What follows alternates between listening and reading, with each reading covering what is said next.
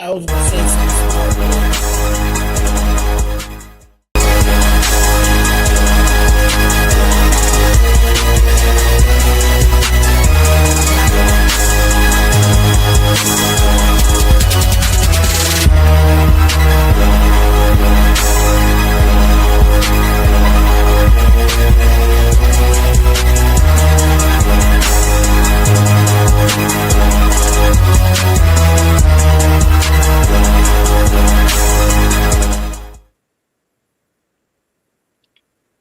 Good evening, ladies and gentlemen. I want to welcome everyone to another edition of Strike Season Podcast. Myself, Lord Jamal, Doc Holiday from HBCU Overdrive, and special guest tonight, Florida A&M's Associate Athletic Director of Brand Management, Dennis Driscoll.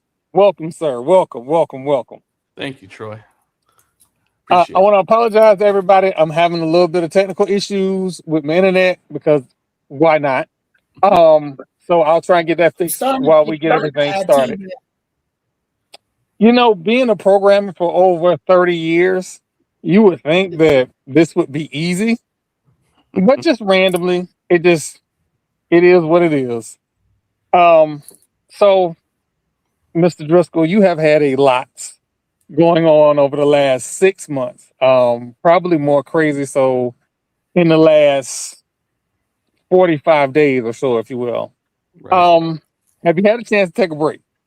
Yeah. Really, after that last women's basketball game in 2025, a home game, and then went to Birmingham, spent time with Christmas with my fiance, and then took it kind of easy. And then when our men's basketball team, well, then of course you had Quinn Gray happening during that, so that kept me a little busy. But then I was back in action for the men's and women's games at Bethune. So yes, I did take a much needed break. So I'm ready to rock and roll though in 2026. So a lot of people, and myself included, because we're so used to the sports information director label, a lot of us get confused on what it is exactly you do. Now, from our perspective on this platform, we are very thankful for everything that you do because you get us the information that we wouldn't otherwise have. But can you give us an idea, just like a day in the life of your role for Florida A&M? Of course. So I would say, the first sports information director, that term is, I don't want to say it's outdated, but it kind of is based on where we're at now in 2025, 2026. So you see people going to different roles like mine. I was giving Troy grief because he was calling me an SID earlier. But so as we go into this new era of, SID communications, digital, social media, it's a very wide umbrella. So you have the media relations side, you have the public relations side, you have the social media side, you have the branding side, and then there's also the side where you talk with people throughout the day, coaches and student athletes, colleagues that and that could be anywhere from university communications, where Dr. Alonda Thomas is at, president's office, just you name it. I would say, based on my role, I have a hand in a lot of stuff that goes on in the day-to-day office, Florida A&M, and not every day is the same. I can tell you that every day is different. Every day has unique challenges. So it's, I can tell you what I did today, but tomorrow it will be different. And that's really the landscape that it is right now. It's someone that has to be, there's a phrase for it, but I'm proficient in a lot of different things. And that makes the wheel go round. Well, in recent days, we've had the transfer portal, which I'm sure is a lot of fun for you because the only thing everybody wants to hear is roster update. Right.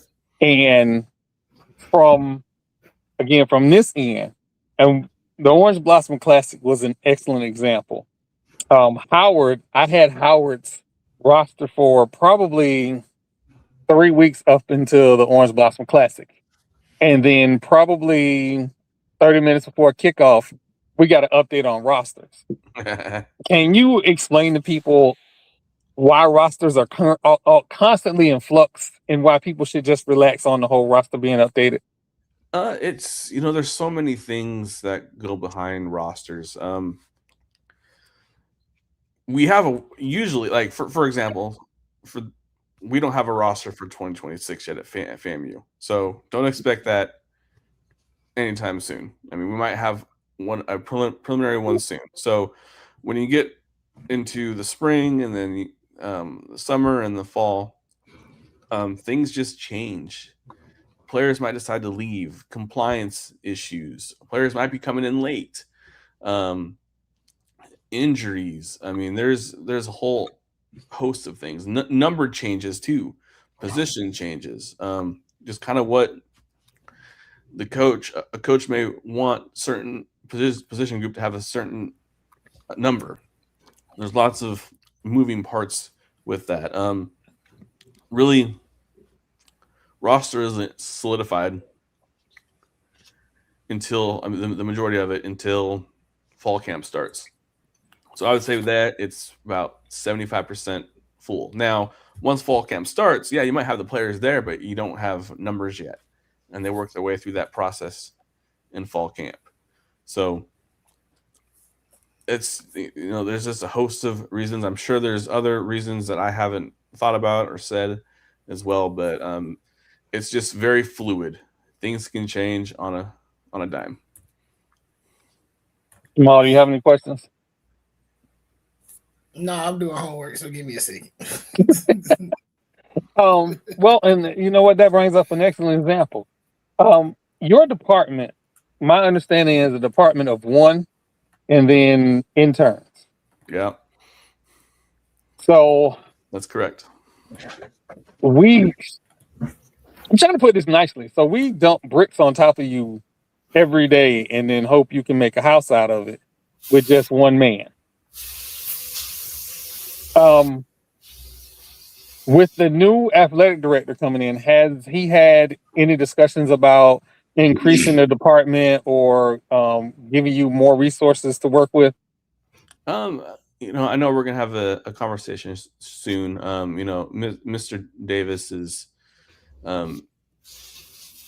he's been on the job for about 10 days or so, but I know that we're gonna have a conversation and talk through what we're good at, what we're struggling, what we need, and I'm really confident that our staff will expand. But I do want to mention, yes, I am a staff of one, but we do have a lot of great talented student athletes. Or, I'm sorry, well, we do have talented student athletes, but a lot of students that do work for me that do a great job.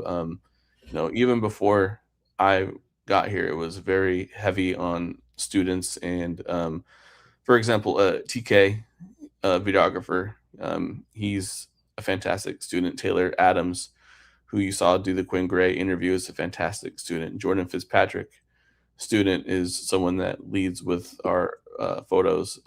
Isabella De Jesus, another photographer. Eli Durant, photographer. Jamil, she's just started working with video for women's basketball. Jakayla is working with video for men's basketball, and all kind of sprinkle in there. So that's we do have a great students that love the school, love the Rattlers, and they take great pride in their work. And they're really, there's a talented group. And we all know that FAMU, it's not everyone can get into this school. Like you have to have a certain way, and they are all great critical thinkers. They're smart. So the fact that we have these students that are here and they're able to intern, and some of it's paid, some internships as well. So, but that just is a testament to the type of students that come to this school and come to FAMU, and I think that's just a great resource to have. Doc Holiday, you got a question?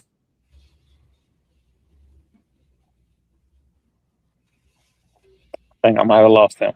So I'll ask another one because we are in the midst of basketball season, and I think I quite enjoyed the Louisiana Purchase campaign. that was me. I did that. That's one thing I could take credit for. That was a good one. I had me a good laugh off that one when I saw it straight across my Twitter feed. I said, "Hey, we on to something with this one." So that was a very good one, and we got Alabama coming up next month, so maybe we'll have another campaign for that. But I really enjoyed that, and this is two things that happened for me as a fan. I enjoyed the lead up to basketball seasons because the social media campaign got us excited for basketball.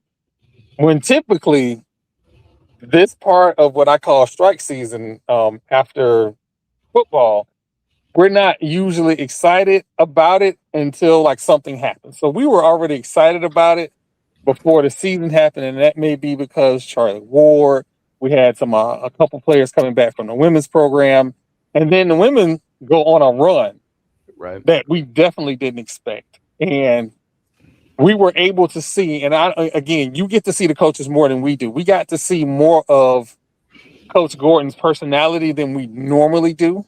Right. And I think that was enjoyable from a fan standpoint.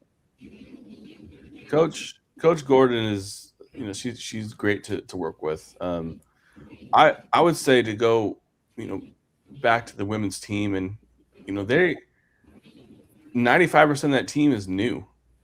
Like, it's really a new team, and you're going to see that a lot in the era of college sports that we're in with the transfer portal. You're going to have a lot of roster movement and changes. That's going to be the norm. So non-conference play, and even during the summer, they didn't know each other. They had to take that time. Troy, it's like a first date, with a girl. You got to feel your way out and, make sure that you get to know one another. And really, I think that, and Coach Gordon said this she said this at the press conference last night, earlier this week. The Bethune-Cookman game really made them grow up as women. And now that they're 3 games in, soon to be 4, like they're really starting to trust one another. They're starting to just know those small details about one another and get to know each other as a team. And that's, conference play is when you want to see that happen. And that's what they've been able to do. Again, one of the best parts for us when it comes to working with Florida A&M is being able to have a liaison to get players, to get coaches on the shows, because that magnifies the athletic program. And you have been instrumental with not only getting us access to places that we didn't get access to before, but also getting us the stories, because this platform follows the website, Florida A&M or FAMU Athletics website, just in case I miss something. So we follow the site, and I will freely admit, Miss Purifoy, I didn't know she was 5 feet until until I think the Bethune-Cookman game. And somebody was like, yeah, she's only 5 feet. And I was like, did anybody tell her she was 5 feet? And for me, with her, she's actually, if my internet was working properly, she would be my background tonight. She has been a fan favorite because of her heart. Yeah. And I'm waiting to see more from her. And of course, I'm going to send the email to get her on this show. But I'm definitely waiting to get more. And for everybody that's out there that's listening, I probably send Dennis more emails and text messages about getting people onto the show than I'm probably allowed to. But it's just because we want to tell those stories. Right. Yeah. Coach Gordon calls her little mama, and because she's the mom of the team. And she says that she's an extension of her on the court. Like she has very high basketball IQ, and really is as far as she goes, the team's gonna go. So she's the de facto captain of the program.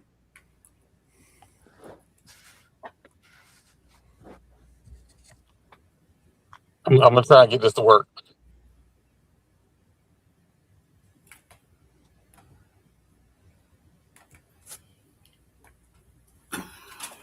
There we go. Why that orange and green, Troy? Stop playing. Hang your phone up or it's gonna echo. Why that orange and green, Troy? Come on.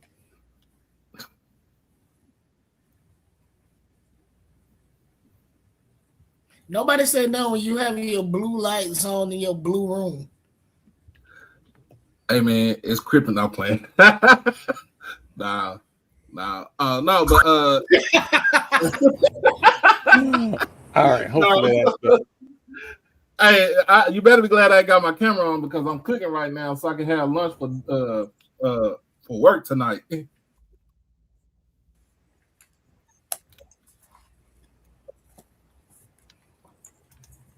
Can you guys hear me? Yeah. Yep. Okay. All right. So talk about women's basketball.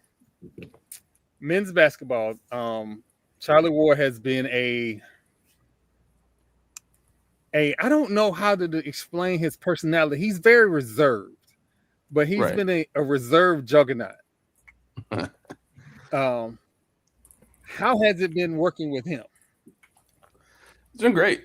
I have an interesting parallel with dual sport athletes in Florida State. So when I was at Jackson State, I worked with Prime,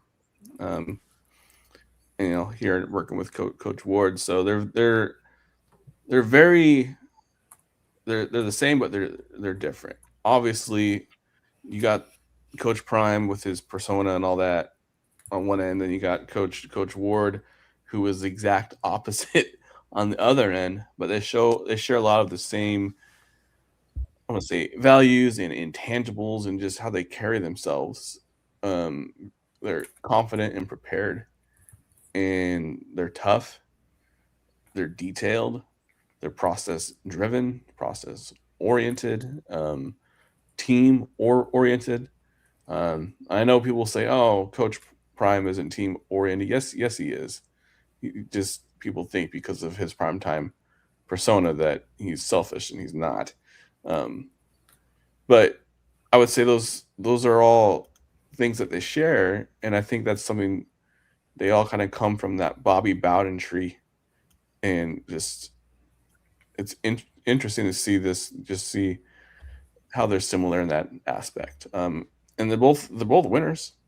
I mean, they both won at life, and I would say they just Coach Ward just he's just a great person to work with, and he knows what he wants with the program. And they're 2-1 in conference play. First time that has happened as members of the SWAC, and first time since 2016-17 season that's happened in conference play. So already making a difference.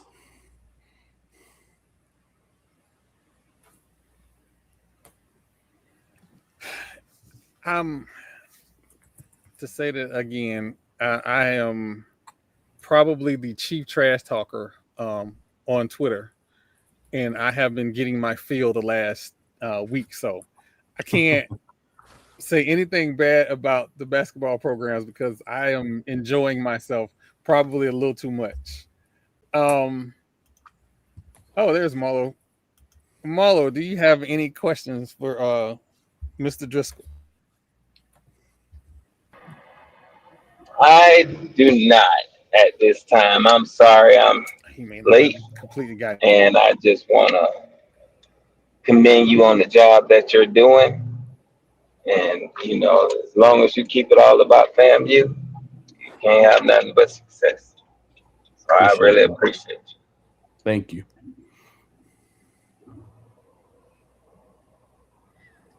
Now, my favorite parts of the season, of any season, because we do more trash talking. I promise you, we do more trash talking during baseball and softball season than probably should be allowed. And that's part of that is because that school in Daytona always starts it.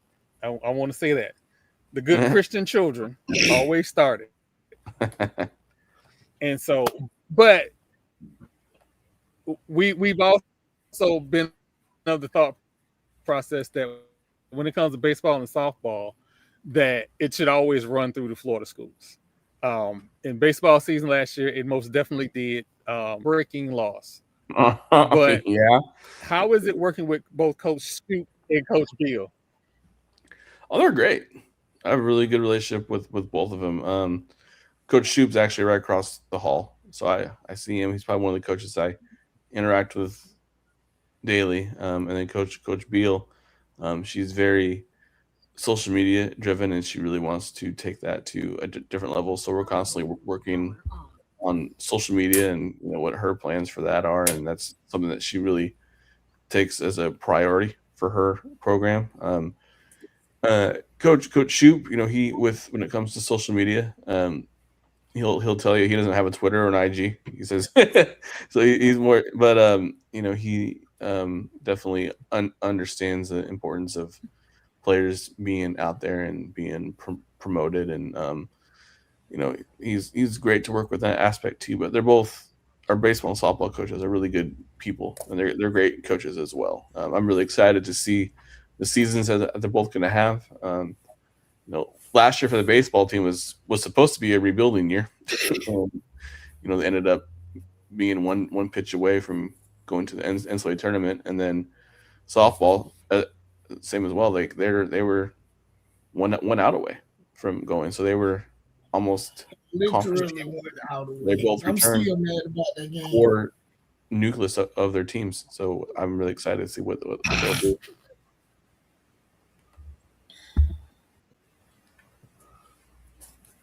Nobody should be madder than me, because when I was at that school in Daytona at that football game, Coach Hernandez made sure he made a beeline to me to show me his ring. That's the only one they got. Of course, he got to show it off. Get back. I'm sorry. So we are, getting ready for towards the end of the year. We get ready for the media days and the tournaments. This year, hopefully, knock on wood, we're going to try and be at the SWAC basketball tournament, and both SWAC basketball tournaments and the baseball and softball tournaments. Hopefully, we'll be able to do a live and get you on the show, because again, we're not able to do our jobs without you. And if nobody else tells you, I can tell you, FAMU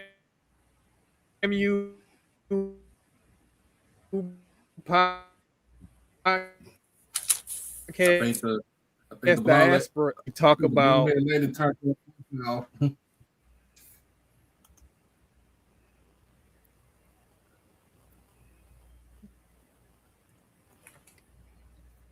I think I'm back. I'm not sure. Like, me and Fios, we got to have a long conversation. Now you're back. Well, because is Fios on fiber optic? Or are they still on? Okay, all right. That tells me what I need to know. I got a question. Now, is there any stories on our end that we need to? Is there any stories on our end that we need to amplify, or stories that we're missing out on that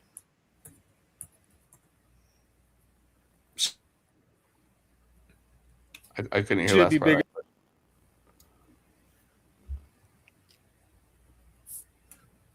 He was asking, is there any stories like we need to amplify on our team? Are there Any stories needed to amplify? I would say anything with our student athletes, like Right. in this era of name, image, likeness,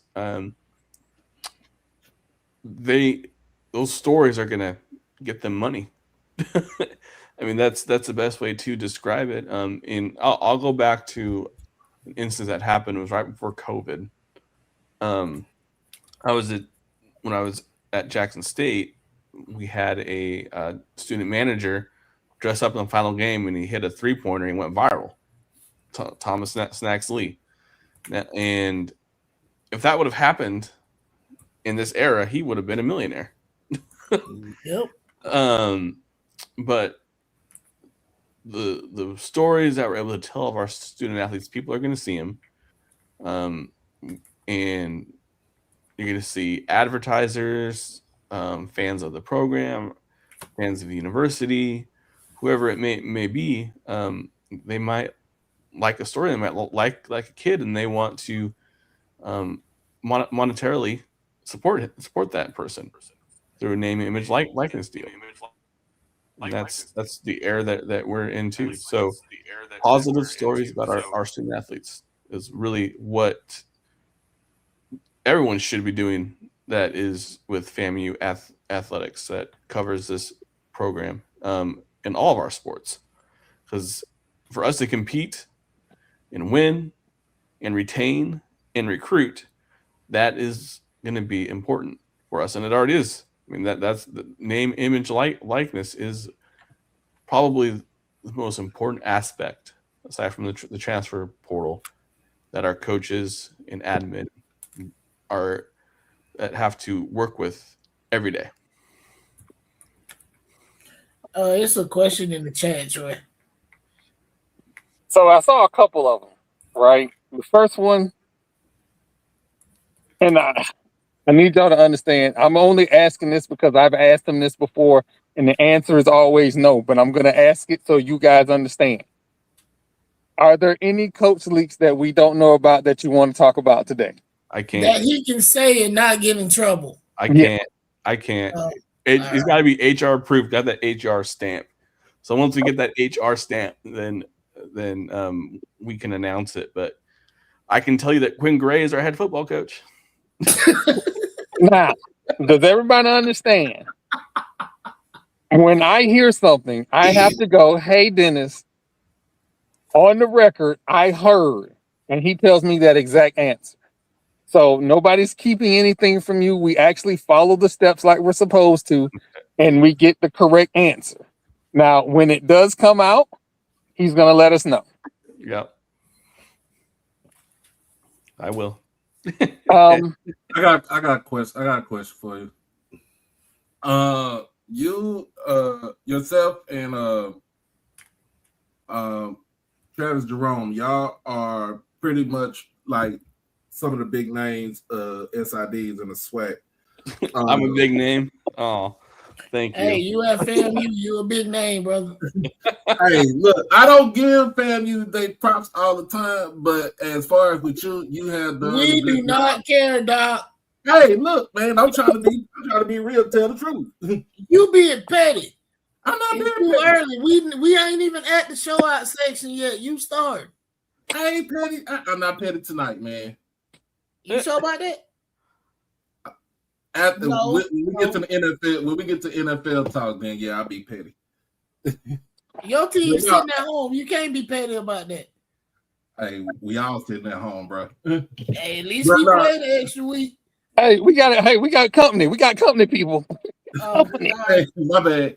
But no, y'all two, yourself and Travis Jerome, y'all are the big names of the SIDs and the SWAC.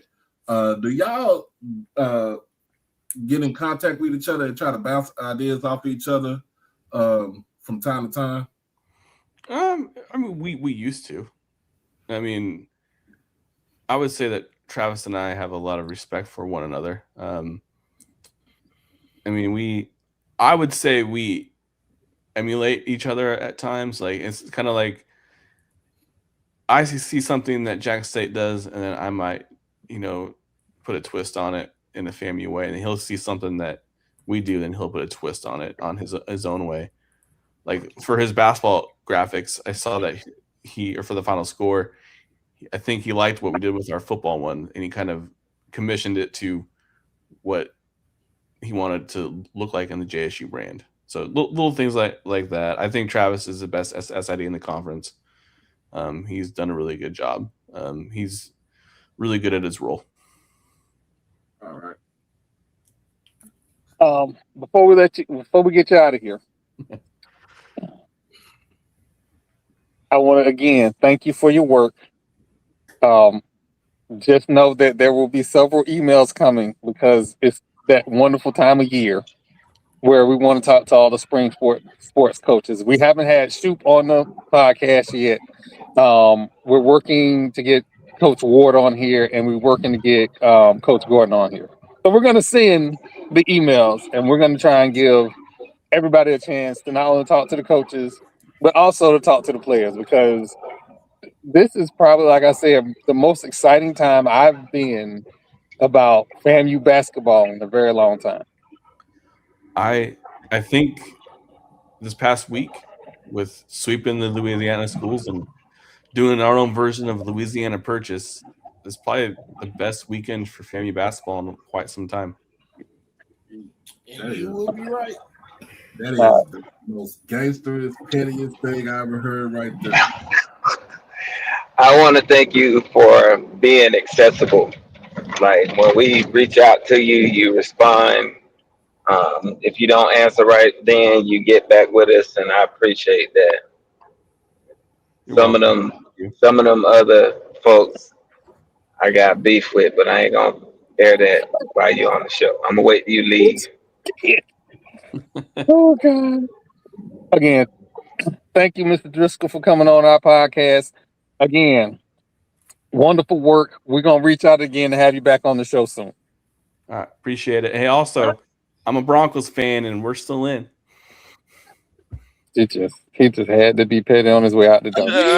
Again, at least you are not a Cowboys fan. They season been over since week 6. Boy, I've been trying to bury Jerry Jones for the last 3 years. What you talking about, man? Hey, Jerry Jones. Hey, this don't know about me and my, well, I want to say my hatred for We got company. We can't have him on camera while you trying to bury Jerry Jones. We're not doing that today. No, I'm here for it. you talking to the dude man, look, I've been trying to, ever since I've been on this show, I've been trying to bury Jerry Jones for like the last 2 years. Hell, I would say I've been trying to bury him for the last 30 because we ain't been back to the Super Bowl since then.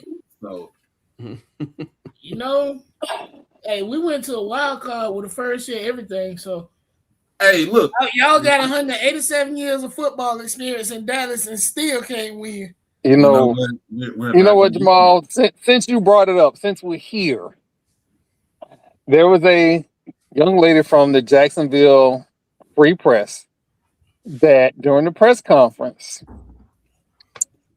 gave Jacksonville's head football coach a pep talk instead of a tough question. It was 27 seconds long. And it has been where it comes from. For me, we haven't been able to get into NFL rooms specifically because somebody on this podcast may or may not have bullied an NFL defensive tackle. That's all alleged. I don't know. But we haven't been able to get into those rooms. I bullied owner, so it wasn't me. I do not think what she did was wrong, especially in this changing world of media. This isn't the sports reporters anymore. We are in a different world when it comes to how we interact with coaches and players. So being positive when we just had Aaron Rodgers answer a question that was absolutely insane. I don't know. Y'all tell me what you think about it. No, I don't think it was wrong. I think Okay, and all right. Remember, we say this all the time on this show. The root word of fan is fanatic, right? Right. I want my beat writer for the Jacksonville Jaguars to hate Tennessee just as much as I hate it. Like I want that. I don't want the beat writer. I don't want the Jacksonville press in the press conference being non-biased media, because that's not sports media. Sports media has always been driven and written by fanatics, by fans. She just happened to get paid to be right. They just so happen to get paid. They can string words together and they just so happen to get paid. So no, because that lady is from Jacksonville, she was right. She got just as much blood, sweat, and tears as everybody else that roots for that team. So no, it wasn't wrong. I think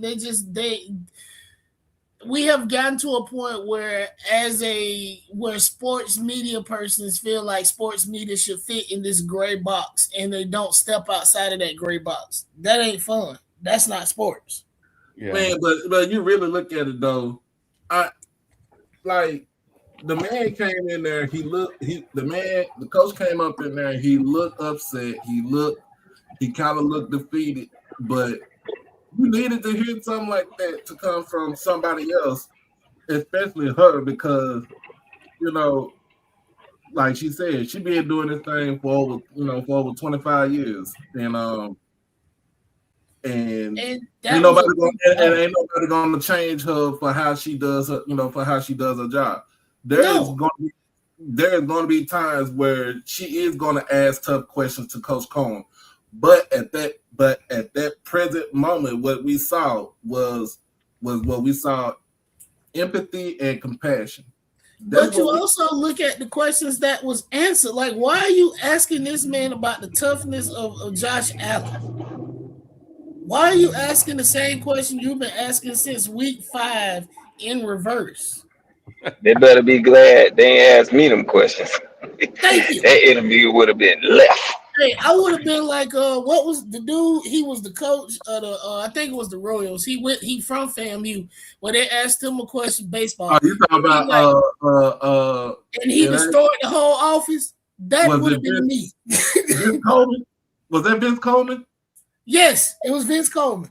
It was Vince Coleman. That was Vince Coleman. That was how he was a skipper for the Kansas City Royals. He destroyed the whole office. I would have did the same thing, because you're asking him dumb questions after a tough loss. Like they chased that field goal the entire game. Kurt, we got company. We can't have Marlo giving his answers to those questions. Sorry. No, Marlo give his answers when Driscoll go. So yeah, Mr. Driscoll. We have to circle back. Mr. Driscoll. Yes, sir. As a media person who the head coach at Florida A&M asked me not to ask him about his quarterback, but I've had to ask him about his quarterback. Have you seen situations where coaches are put in tough positions and they try to answer to the best of their ability, even through the worst of times? Oh, yeah. And you don't get to say, don't ask me about your quarterback when your quarterback is half the reason why we lost the game. Asking about the quarterback is a sports-related question. Thank you. I think anytime a head coach goes up to the podium, and it could be at FAMU. I mean, it's been anywhere that I've worked at. They're responsible to answer those tough questions. That's their job. So it's being accountable. Yes, accountable. When you, I mean, every coach that I've seen. Okay, so I've worked at a number of places. I'm gonna just name them off. My Division I schools: New Mexico State, Jackson State, Northern Colorado, Stephen F. Austin, Alabama State, and now Florida A&M. In each one of those programs, the head coach, had coaches where they didn't want to. They wanted to be control the box. Like they just wanted to be really, really in control of everything. That included reporters, podcasters, bloggers, and YouTubers. Some coaches can be very sensitive for whatever reason. I've also had coaches that they don't mind it. They understand it's part of the job. But I always lean towards the coach especially if you're at a public school. If you're at a public institution, it is your duty to answer those questions. You can't control something that is, I'm gonna say it's unconstitutional, but we got freedom of the press in this country for a reason. And it might not be World War III that's going to start, but you got those tough questions that you're held accountable to based on you are paid by a state entity. So that's my thoughts on it. I think coaches should always answer those tough questions, and it keeps everyone accountable. And I think more so transparent, because there's a difference between being transparent and honest. So I think it allows you to be transparent and address that ahead of time. So I think with the FAMU base, there is no room for gray area.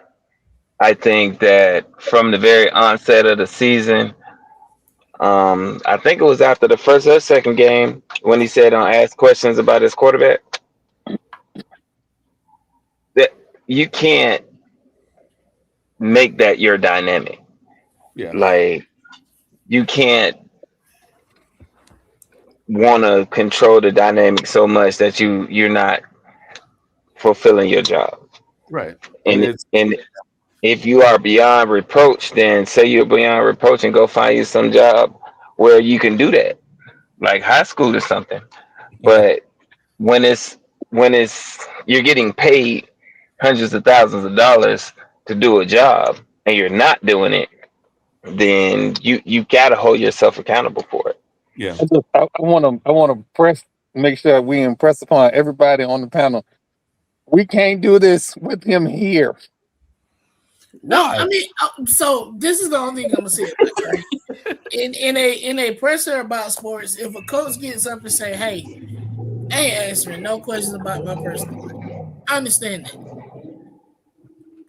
As long as you're asking about this game, you're asking about these teams, you're asking about these players, that's part of your job. Answer that. So that those are the only realm of questions where I'm like, why are you asking? That is personal. What are you doing? But asking about quarterback, asking about, I remember when the Seahawks lost that last Super Bowl because Pete Carroll chose to throw the ball. Like, Pete, what were you doing? Like, asking those things, that's part of the job. That's why they're there, because as a fan and as a football fan, I want to know, what were you thinking? Why are you throwing the ball on goal line when you have Marshawn Lynch in the backfield? Like, what were you thinking?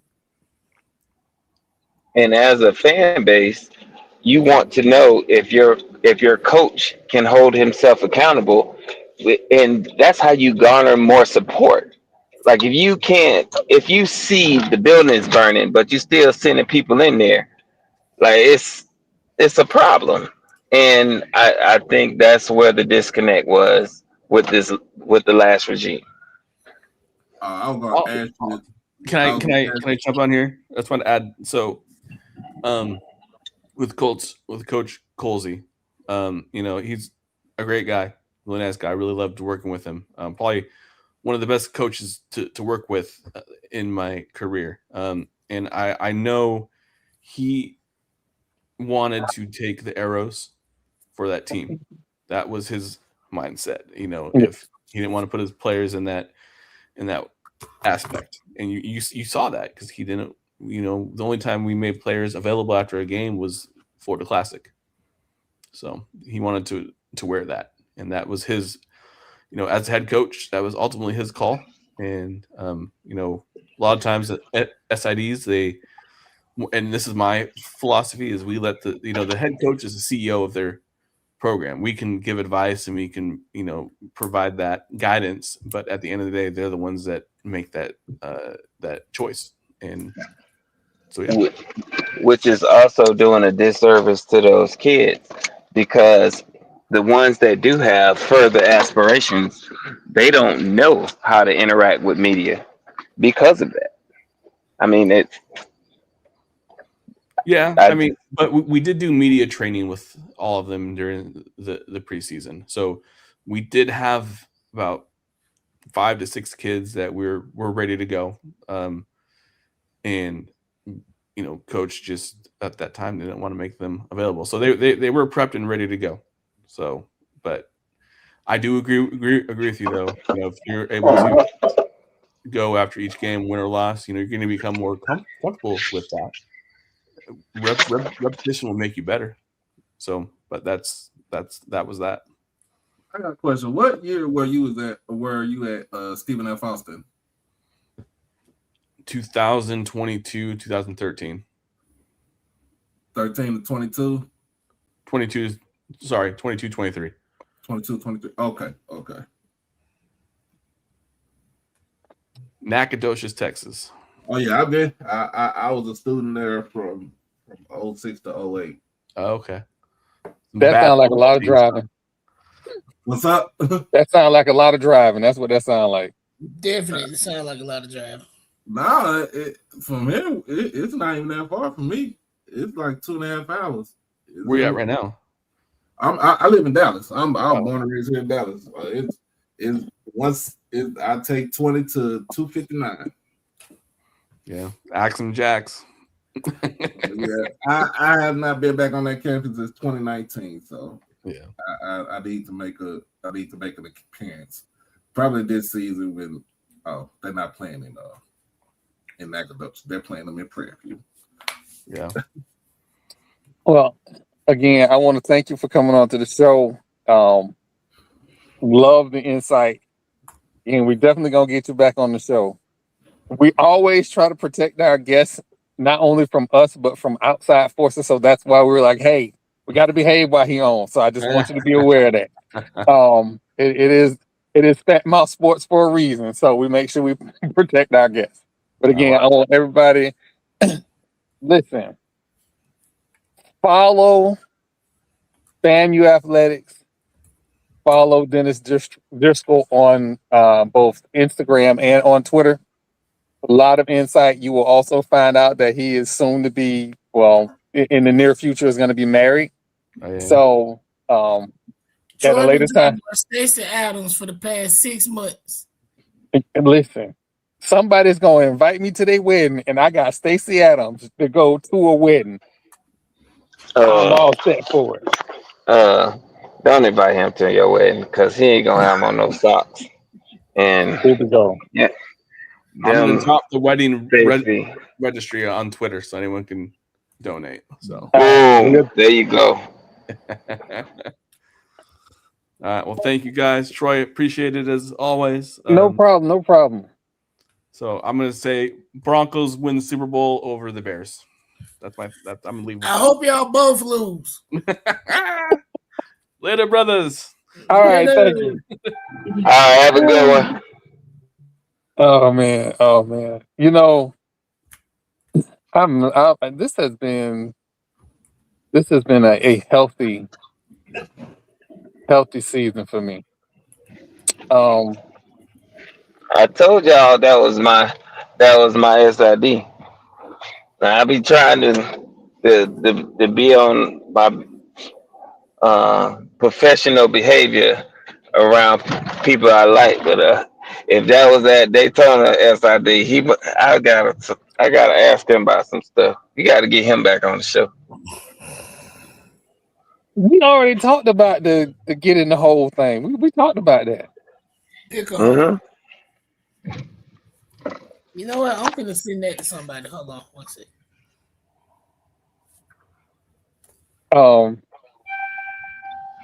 And just that quick, I lost my train of thought. I ain't do it. No, it's not anything you did. Me and Fios, we beefing today. We beefing today. So some news on the NFL level. Pittsburgh Steelers coach Mike Tomlin has stepped down as their head football coach. And I'm trying to figure out why the Raiders won't accept my point so they can fly him out to Vegas. I'm trying to figure that out. I mean, does he want to keep coaching or does he want to do TV? I personally don't want to see Mike Tomlin on TV. I want to see Mike Tomlin on the sideline. But yeah, what does he actually, as a coach, I really don't think there's nobody who take their job as serious as he does, because when when you hear the players talk about coaches, like it's a different level when they talk about Mike Tomlin. Yeah, I mean, Like wasn't it's he wasn't he the longest team coach in the league? Yep. 19 years Yeah. So with zero losing seasons, no losing seasons and a Super and he Bowl. had some terrible teams. He had Terrible is an understatement. that was he had he had some bad ones. The only question I honestly have for Mike Tomlin is, was that man his choice as QB, or did they force him on it? That's You, you know the answer to that question. That's why he stepped down. He wanted to wait. He wanted to wait till after the season was over. This was probably already in the works. He probably already informed the organization. because I remember I think we talked about it either on this show or in the group chat, and I was like, that makes no sense. The man has a year left, maybe, when you got the opportunity to draft a young quarterback, sign a veteran quarterback, and build for the future. Missing out on everything that's available for him makes no sense. And he literally was a statue in the pocket. Like that's why they teed off on that. On that, I think it was the fourth quarter on that last sack. They hit that man so hard, they slowed it down. His helmet slipped off, and he closed his eyes and just fell to the ground. Oh, he got PTSD. Yes, That's what from he that got. hit alone. And after that, he did not come back in the game. He did not. But see, But this is what I don't like. Quick answer for Matt. If you look at that last draft, even the drafts before that, it would have made more sense for the Steelers to hold on to who was that dude that played behind Russ? Like Justin Fields. It would have made more sense for them to hold on to Justin Fields. Justin Fields is what, 24? 25. 25. He has gotten zero development through his NFL career. He's been passed around. It would have made more sense for them to hold on to Justin Fields, get Justin Fields some actual development with a beast of DK Metcalf. They would have beat the Texans last night. And I will bet my last $100 on that. I think Justin Fields has gotten a bad rap because he's gone to a lot of bad teams. He has. Like when he was in Chicago, they sabotaged him in Chicago. Yes. They sabotaged him in Chicago. Yes. And in Pittsburgh. Like he never really had a shot at being the starter. But hey, honestly, if I had to choose Justin Fields starting over a man with a Super Bowl, I'm picking the man with Super Bowl until he proves that he don't know what the fuck he doing. So that wasn't a bad call. To me, I was like, I see what they're doing. You got Justin Fields, you got Russ. So even if Russ takes a back seat next season, but you sit Justin Fields behind him right now for the development, that makes more sense for the future than what they did this year. But the crazy thing about it, they never would have had to pay Justin Fields no gaggle of money that they gave Aaron Rodgers. No, like they would not have. They could have got him for a discount. Shit. Yeah, I don't know. It's just roll up in an Arizona iced tea. It's just crazy. Like the NFL's team, it almost feels like a lot of them try to lose.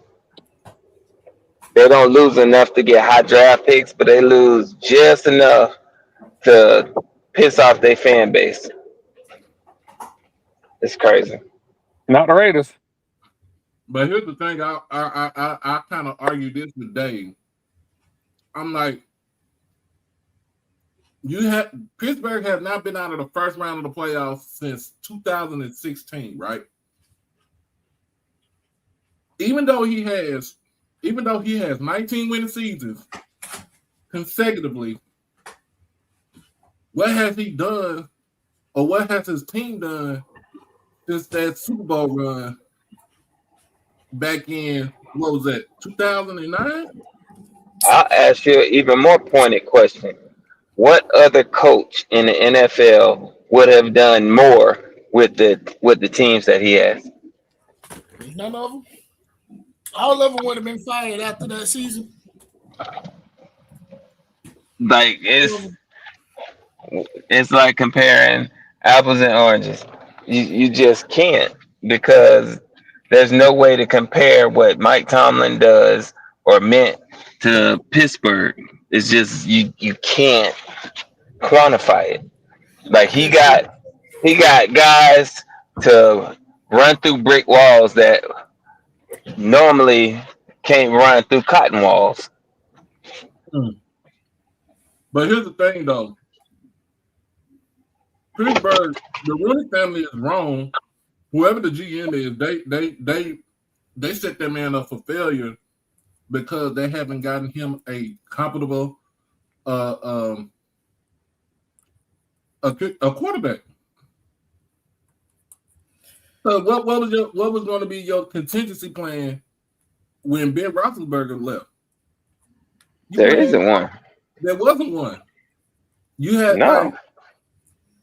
like you don't like. See, here's the thing about owners, NFL owners, and when it comes to these long-time quarterbacks, they're not going to draft the quarterback and develop a quarterback until that said quarterback, that franchise quarterback, say, hey, either I'm about to go to another team, or I'm about to hang up, you know what I'm saying? I'm about to hang up the cleat. Then you go into you all up in scramble mode because it's like, damn, we ain't got no backup, we ain't got no quarterback to develop. And you see what, like I said, you see what happened when you have give me an example of a quarterback. Like they got drafted. Honestly, I think the last time we saw something actually like go from QB to QB the way it technically should have was Brett Favre and what his name in Green Bay. Even though Brett Favre refused to retire, once he did retire, Aaron Rodgers took over. It was seamless. Right. Yeah. All I know is that he need to be in Vegas. Listen, when they was talking about them firing him and we didn't have a coach, I was like, shit, Shad Khan, call that man right now. If they that stupid to fire Mike Tomlin, hey, Duval, he look good until. So, yeah, because we don't need no quarterback right now. We need to trade them picks. We can go get us a veteran quarterback in the meantime. We can get us a veteran quarterback in the meantime and build us a team instead of trying to get a quarterback. We already talked about this already. Who's going to be the number one draft pick coming out in this year's draft? We don't know. This is not a good draft for QBs. Nah, but with the way teams are casting aside young QBs, shit.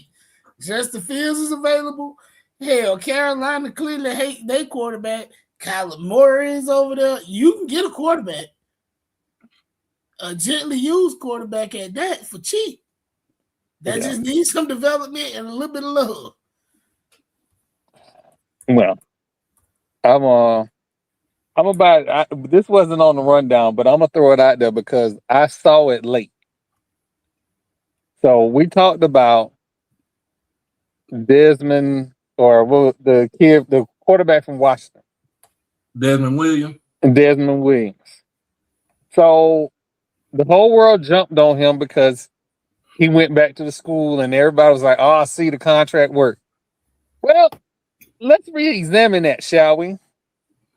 Because everybody talked about when he jumped in the portal, his agent dropped him, and that probably caused him to go back to school. Well, what they didn't tell you was that his agent and the head coach agent is the same dude. You mean the man that is the agent for 95% of all D1 coaches? That one? That's what it sounded like. Hey, that man got to be hit with a RICO at some point. Something ain't right. Not the RICO. Not stop me when I'm lying.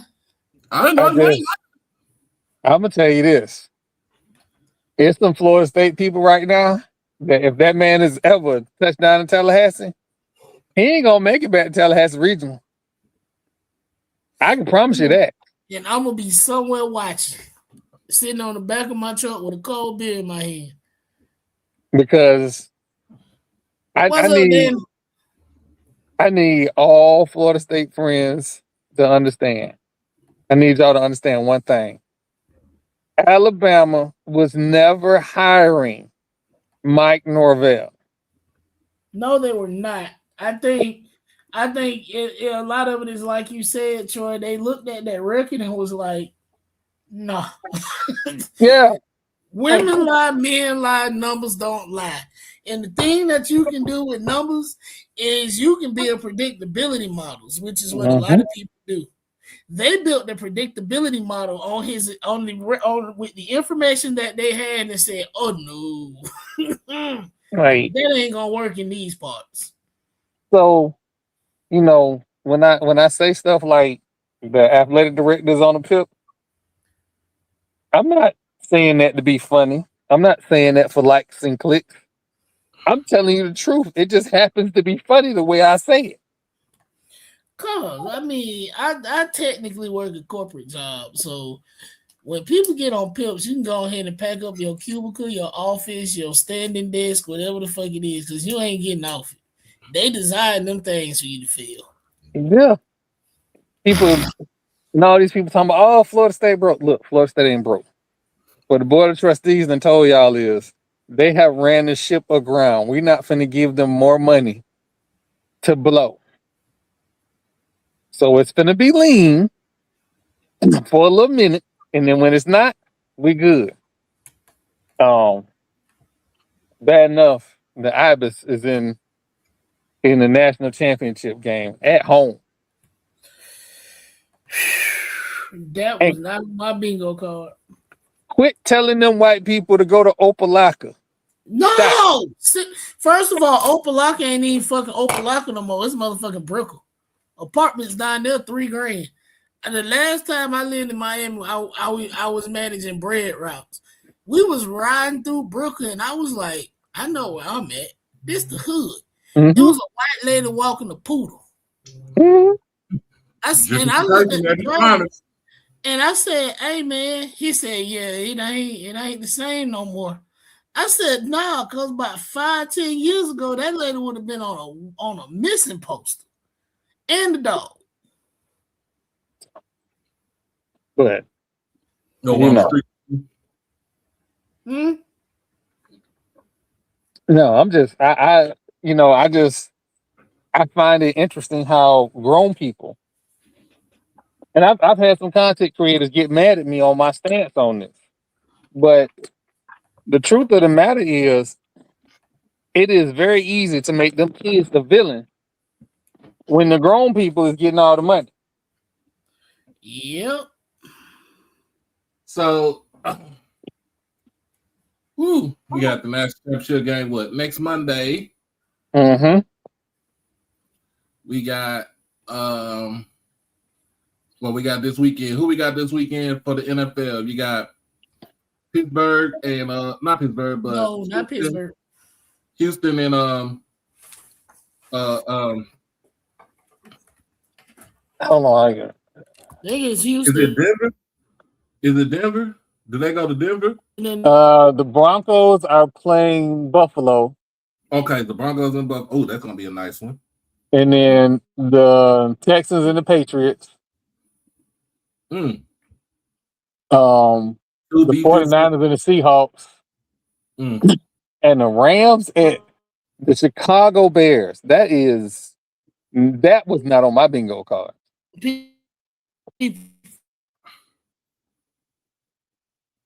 It's not.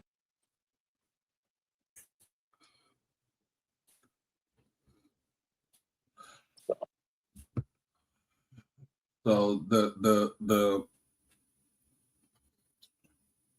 Patriots and the Texans, two defensive-minded head coaches going at each other, that's going to be a real interesting. But I think you got the NFL MVP in this game right here, and that's Drake May. Yeah, Drake May is it. And again, the kid that gave Mac Brown a heart attack is the NFL MVP. I don't even think he gave Mac Brown a heart attack. I think Mac Brown he way past his prime. It was time for you to sit your old ass down somewhere.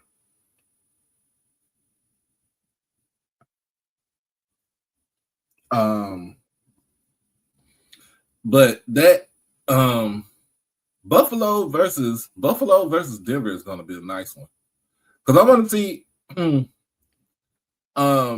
I want to see what Buffalo's receivers are going to do against Denver's no-fly zone. Because I'm sorry, PS2 is almost like the second coming of Champ Bailey in my eyes. Would I be wrong to say he better than his daddy was? Hey, Patrick Surtain wasn't no slouch when he was at Miami. Yeah, but he ain't his kid. Oh no, he ain't his kid, and that's not being disrespectful to Pat Surtain, but his kid is a his dog. kid is special. Oh yeah. It's so crazy because it's like you see these guys now in NFL, just like when their dad was in the NFL, like Joey Porter Jr. for Pittsburgh. I think he should be better as a press corner. You see, I said PS2. Who's the other one I'm thinking of? I was gonna say JT Horn, but Joe was a receiver. Yeah.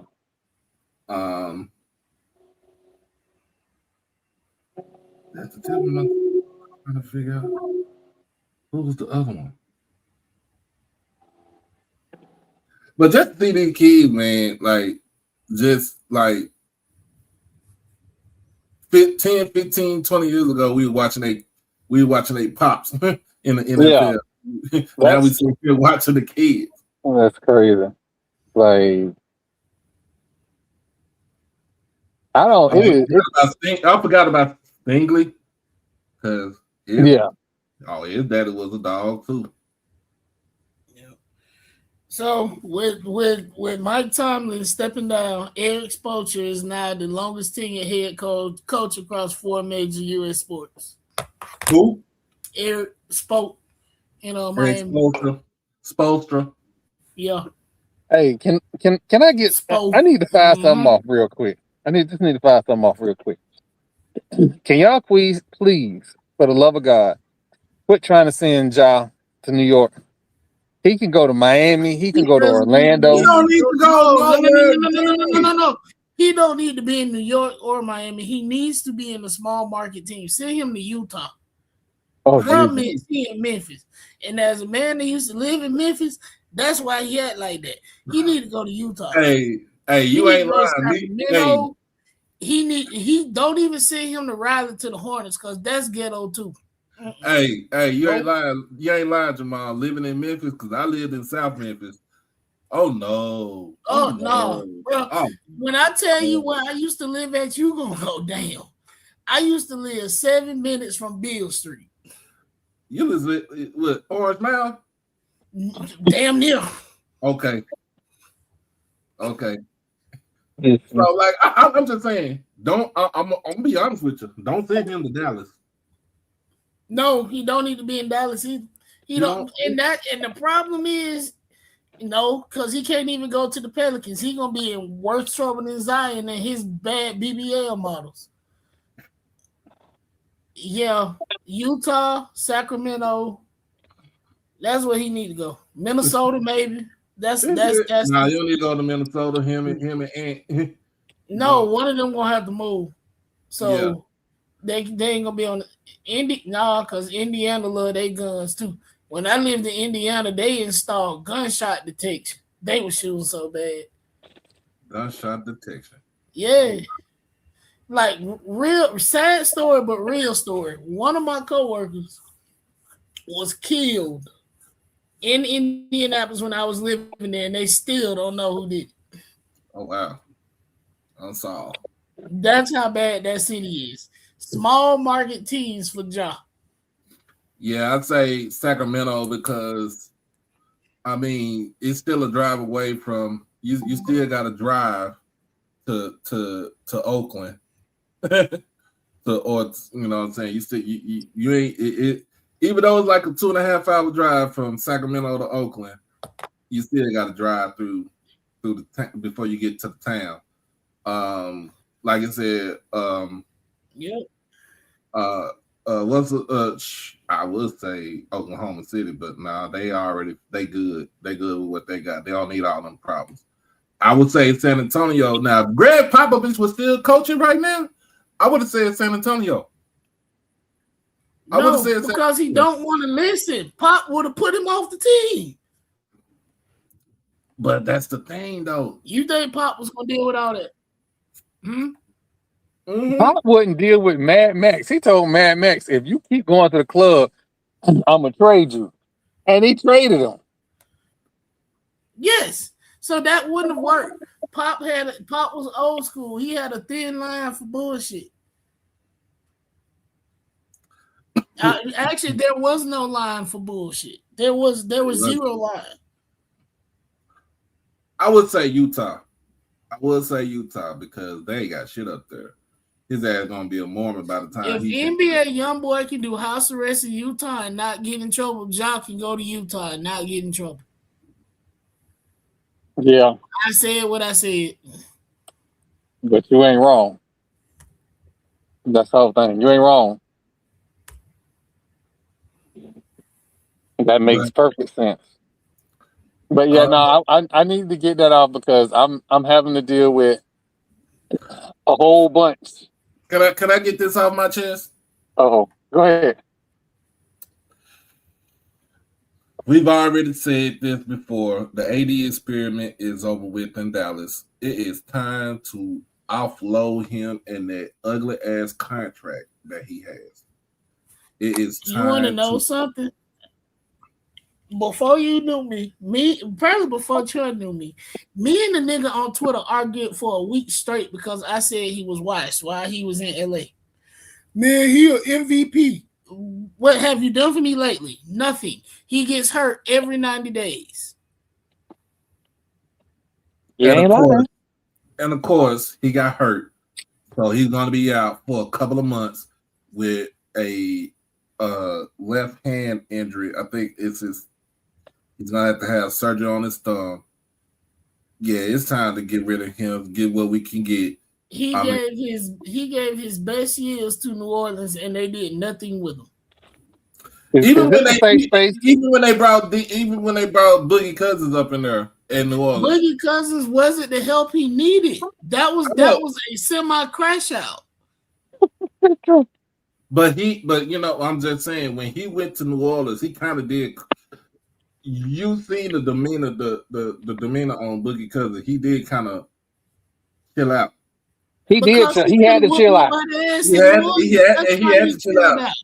He had to chill out because they weren't playing that shit down there. And then remember, like I said, it eased the AD from playing the 5 to go back to his natural position at the 4. Playing a high-low post game. Oh my God, that was nice. We saw a glimpse of that when this year, well, not this year, but last year, when he's healthy and you got your big men healthy, they can play the high low, you know what I'm saying, the high post, low The key post. word with him is if he is healthy. If he is healthy. Next question I'm about to ask is, when is he healthy? When is he healthy long enough to have a real deal impact on the season and what is going on? I'm gonna be honest with you. I'm gonna be honest with y'all. I think it's The bubble. I think it's time for him to just go. And the reason why I say that is because, like, you can't give me at least, if you could give me 55 games in a season, 55. Season is 82. You give me 55 games in a season, or at least 60. To me, that is a complete season. But you can't even give me 20, 25. Nope. You can't give me that. We about to be like, bro, we about to be at the halfway point for the All-Star game. Him and LeBron in the same position. Everybody need to retire. Bron talking about, the reason why Bron ain't retiring, he waiting on for Bryce to come in, but he's not going to make it that long. And Bryce is redshirting though too. That's because Bryce shouldn't have took his ass to Arizona. Again, I'm on the road tonight. Stop me when I'm lying. You know, I had to tell somebody when it came to these player evaluations in AAU, there's a key word: projection. You are projecting where these players are going to be. I seen in AAU circuit, I seen Tyrese Maxey playing high school here in Dallas and on the AAU circuit, and I knew that he was going to be a dog when he got into the NBA. Like, seriously, I knew he's gonna be that dude when he was at Kentucky. But I knew he was gonna be a dog when he got into the NBA. What I'm about to say next, somebody gonna tell me I'm lying, but I'm saying it. I don't know. I know it wasn't money as to how Arizona landed him. It was not money because he comes from money. I don't know why. I have yet to figure this out. Nothing about the Arizona basketball program should have been enticing enough for him to go there. They have been relevant because it's Arizona, but they have not done much of anything to warrant me going there as a freshman if my name is Bryce. So I don't know. Maybe it's the plethora of white women he had at his fingertips, but they got even more white women at UNC and Duke. Those would have been better programs that would have been able to use his skill set and allow him to have an immediate impact. Not even just UNC and Duke, just a basketball school in general. Hell, he could have went to Gainesville and had a better impact than what he having right now. I think he could have went to Sacramento State. Go up there. Ain't Mike Bibby the head coach up there? Yeah, but that again, he's in the same position he's in with Arizona State. Yes, Mike Bibby is the head coach. What did Mike Bibby coach before he went to Sacramento State? Nowhere. Thank you. Ding, ding, ding, ding, ding. Or he could have just came into the SWAC.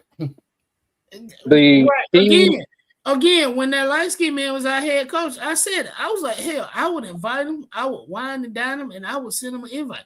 Worst they could say is no. North Carolina A&T offered both of them when they was teenagers.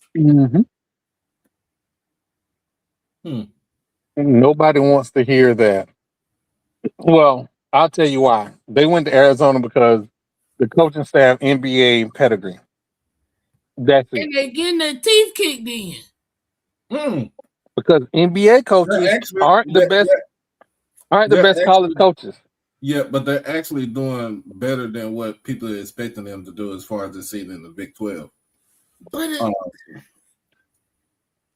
Because you still, I mean, in the Big 12, as far as basketball wise, it's literally wide open. It's wide open. The only team you really in the Big 12, the only team you really have to look out for is Kansas. It's Kansas. It's Kansas. But they have down years though. They have down years. Kansas will fuck around and lose to Austin Peay on a random ass Wednesday just for shits and giggles. And they will still win the Big. They will still win the Big 12. Bill Self is not no. I would have see if it was me. If it was me, if Bryce was my son, I would have seen him. I mean, I would have seen him to Kansas. Well, but LeBron didn't have anything to do with none of their recruitment. His wife handled all of their recruitment. Yeah. Because that became a point of contention for recruiters because they wanted to talk to him and he was like, I don't have nothing to do with that. You gotta talk to my wife. So even that became a thing. And then she wouldn't allow them to talk to the kids just all random and willy-nilly, which I agree with. Still in the vein of basketball, but I watched the interview with Joyce Elwood's mom like 2 weeks ago where she was pretty much like, coaches had a 2-hour block on like Wednesdays and Fridays where they could call her. That was it. They were not about to interrupt her in school. They were not about to blow her up at night. They were not about to bother her when she was in practice. So you had this window to talk to her, and if she did not want to talk to you, that was it. We weren't making her talk to you. We weren't Joyce Elwood's at South Carolina. We weren't bending no rules. That was it. That's that. Savannah kind of ran the same ship. Like you had to talk to her before you talked to them. And if you was talking weird to her and she ain't like what you was on, then you wasn't talking to them. I respect it. Yeah, I respect that too. College coaches are used car salesmen. Absolutely.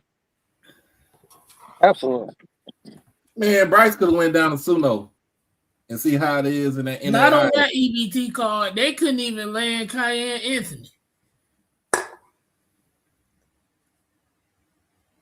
Well, he could have went to New Orleans, University of New Orleans. I think a bunch of players stayed away from University of New Orleans because of that gambling scandal. No, they're still going down there. That's just one person. That was just one person, and that dude is not even on the team no more. Oh no, he ain't on nobody's team no more. And that's what I'm saying. He ain't on nobody's team. He ain't on that team right there. And I'm glad that Master P did his due diligence to say, hey, you got to go.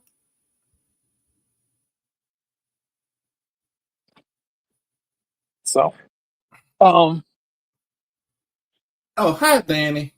How you doing, Danny? I think she's working the game. I think she's working. You working the game? No, I was up at practice. They leave tomorrow for Austin, so I was their managers aren't back. So when their managers aren't around, I try to help out with the uniforms and making sure they all packed up, ready to go. So they leaving tomorrow. They going to Houston Tillotson? They play Houston Tillotson on Thursday, and then we gonna be up in Dallas for Saturday. And then Sunday and Monday, I'm working the minor league all-star game, minor league hockey all-star game in Allen, Texas. Oh, you working the Allen Americans over at? No, it's an all-star game. Oh, okay, but I'll be at their arena. Yeah, they got a nice arena out there. Yeah, I've heard. I'm excited. I've only covered high school hockey, so I'm excited to do some semi-pro. See what these guys looking like and talking about. See who's gonna make it to the NHL. The NHL about to be on break anyway for the Winter Olympics. Yep. Well, else we talked about? Dang, what is some other things we talked about? Need to talk about. I mean, we got the national championship game. Are we still gonna talk about that on Thursday? Kind of lead up to it on Monday. Sure.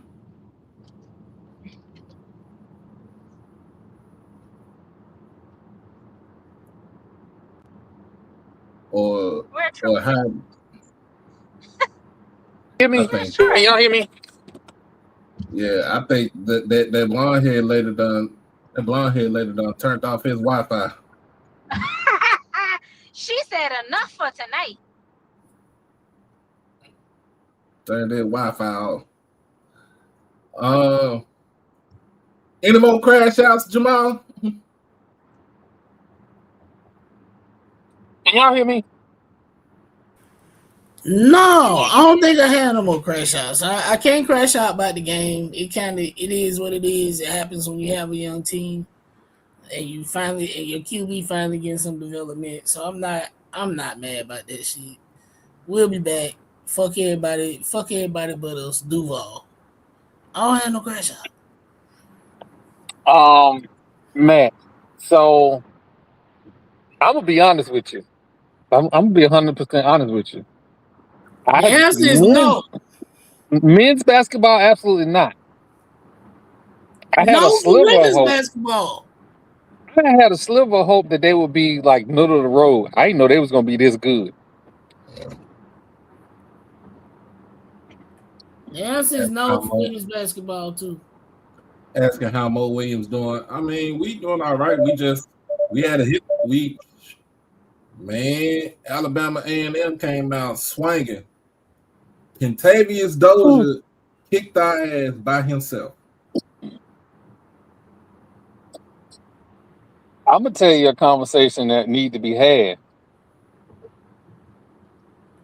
Bethune-Cookman got to learn to play together. But that's what I was saying in the group chat. It's not the reason why he was out isn't the issue. It's just the fact that he was out. He was out. Yeah, the 20-point score that was out. Even if he was out with an injury, he was out because he didn't want to go to class. None of that. The problem is he was out. So now they have to you have to adjust your substitution calls. You have to adjust what plays you call in certain situations. They have to adjust who gonna crash the board, who gonna take the shot here, who gonna be in this spot. And I'm saying this as a former hooper. Like, it takes a lot. They might not get this together until we get to the tournament, but it takes a lot to readjust to somebody like being all right, he back, boom, there you go, figure it out. Yeah, it doesn't. That's just not how it works. And the people that think that's how it works are delusional. Like, you've clearly never played a sport if that's how you think. The latter part, they never played nothing. Like, you know, and I'll be honest with you, like, that kind of stuff make me crash out. Because how are you up here making all these comments? You got all these opinions, and you so off base. You so off base. You clearly know nothing about sports, right? It's the same. And it's the same. Huh? It was the same thing when we had with Deshaun when he came back after his injury. Like, he had to get acclimated, and people was like, why they not? You know, our fan was like, why are they not playing him 30-some minutes a game? I'm like, dude, he's coming off of a knee injury. Like, and people really don't understand the difference between an injury recovery or even an illness. Like, if you're sick, like, there's a difference between training and game play. Like, they're totally different. It's like your focus has to be at a totally different level when you get back on that field or that court. So for people to not understand that and be asking questions like, why would you want somebody taking, 85 snaps and they just got their knee snapped in half? Niggas, go sit down. Like, what are we talking about? But you see how he is now. with Deshaun, that boy is a 30-point scorer. Absolutely. He can. When I say he was getting busy last night, he was getting busy. I just was upset that the rest of the team couldn't get busy like him. Like you got to match that. You know, when he out there, he try to cook somebody. If he going to one-on-one matchups, if he try to cook somebody, you got to be on that same. You got to be on the same wavelength as him.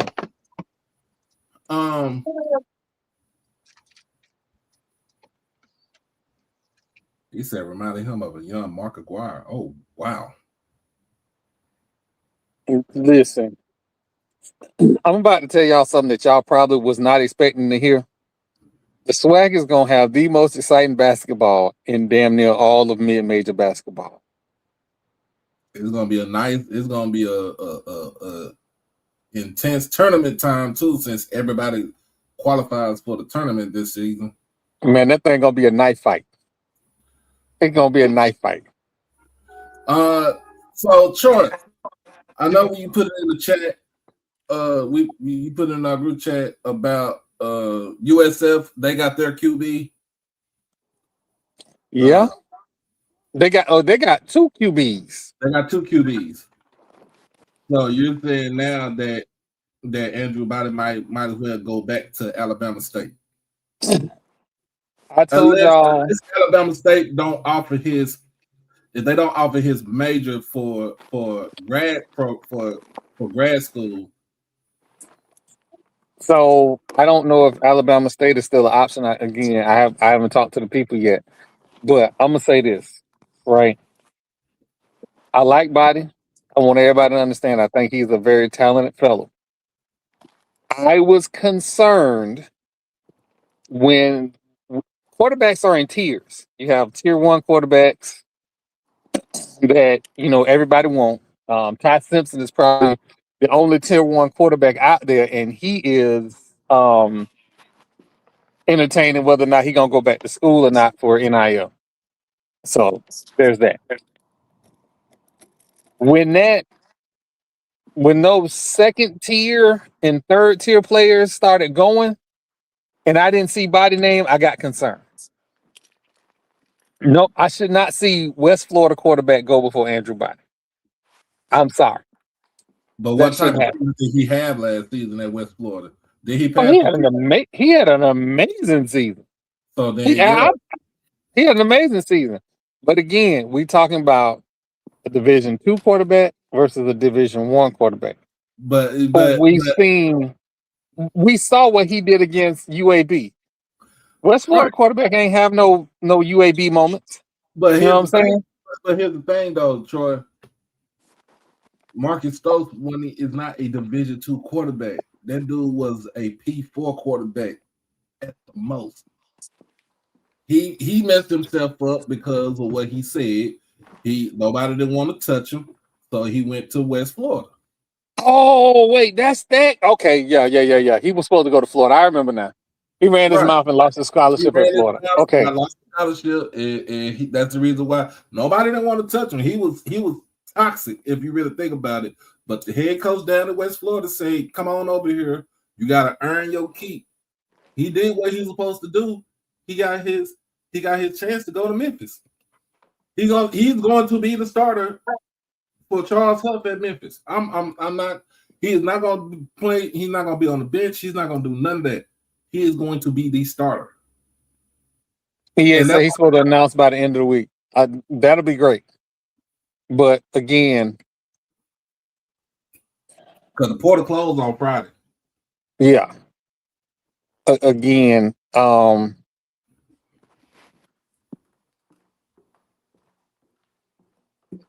the South Florida suburbs, at FAU.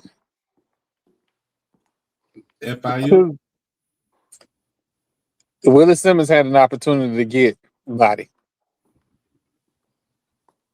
So I don't have any intel that he's going to FIU. Now, like I said, I don't have any intel that he's going to FIU. But if he does, that's great. I just want him to land somewhere. And And I'm not against him going back to HBCUs, none of that. So don't read anything into that. It's just I think he is a lower tier 2, upper tier 3 quarterback, and he should have been gone. I've seen Kennesaw State too. And I haven't seen, and again, I don't see a lot of Kennesaw State information. I pretty much follow all of the portal guys that report on Twitter and on Instagram. I haven't seen a lot of Kennesaw State signings. So it's very possible that, when we get closer to the portal closing, Kennesaw State have a bevy of signings. So that's possible. But we got to acknowledge, hey, when you start getting later in the portal season, it gets kind of scary. And let's not forget the fact that as long as he's in the portal, he can sign in April. Yeah, you just can't jump. You can't jump in the portal after Friday. Yeah, he can't jump in the portal. So it's good. So for all of these coaching gurus, it's like, oh, classes is going on right now. Some of these kids are probably finishing up what they need to at their old institutions to make sure that they're eligible at a new institution. Yep. So I think what they're people not gonna. don't realize is that when you're in the transfer portal, a lot of these kids already have an idea of where they want to go, but they have to enter the portal to get picked up. But in that process, there is, like Troy was saying, like there are academic and enrollment things that boxes that have to be checked off. So they're not waiting until they get recruited to know what processes are in place, because they got to apply to these other schools. Like people be real slow, and it makes me wonder if they actually have a degree or if they just think, oh, this is my opinion, so I'm gonna share it. But to get into college, bro, you gotta there's an application process for everyone. Like, so I mean, I don't know if people are just oblivious or they just want to just have something to say instead of saying something of value or what, but there's a whole process for that. And anytime that they have some interest, or they know, hey, I definitely want to see if I can get picked up by school X, Y, and Z, part of that recruiting process is making sure that your application is done. You can't commit or be signed if you're not accepted into said school. And I just hope that people realize that while they out here talking about he going to all these other places and he finna do this and do that, bro. They got there's an application. They not just, this ain't the league. This is not pro, semi pro.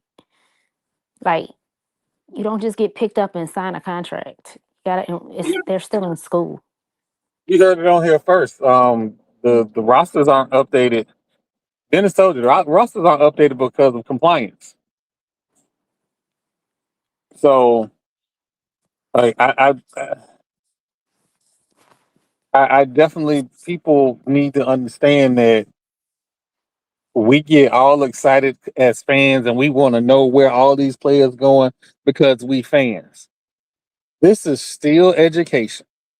Forget what them people done told you about NIL and making black and brown students the boogeyman. This is still college. This is still an educational component. You still got to go to class. You got to go to your 6 classes and pass to be eligible. Point blank, period. Ain't no getting around that. So everybody need to relax. And why would you want rosters updated right now? Why?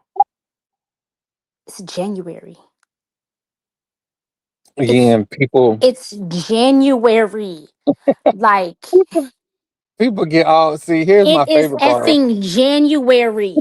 People They get don't all even excited. report for preseason until effing July at the earliest.